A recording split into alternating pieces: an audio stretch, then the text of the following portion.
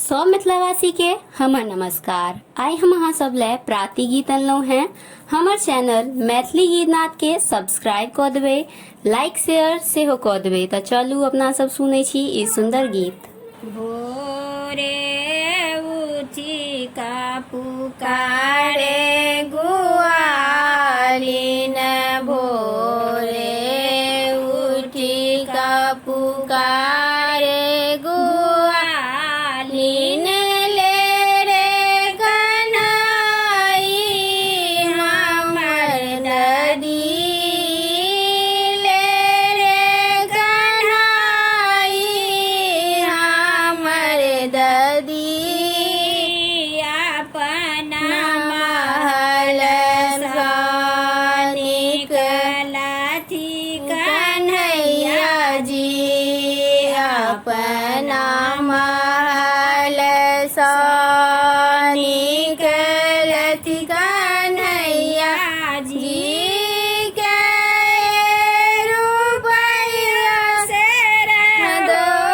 गुंजरी, के रुपैया से हो गुंजरी, के रुपैया से मखन बिकाइए, के रुपैया सिर मखन बिकाइए, के रुपैया से ददियन सखी, के रुपैया से ददियन सखी, दस रुपैया से मखन बिकाइए, दस रुपैया से मधी मखन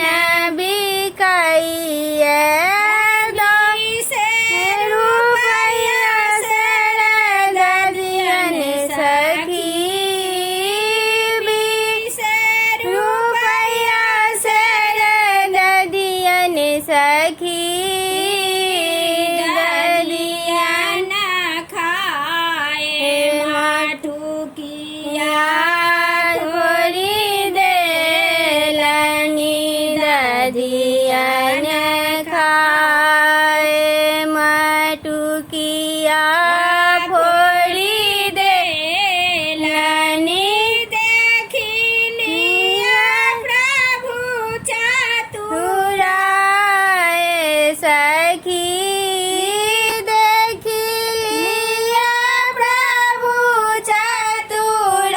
चतुराए सखी। उम्मीद है कि यहाँ सबके गीत नीक लागल है। धन्यवाद।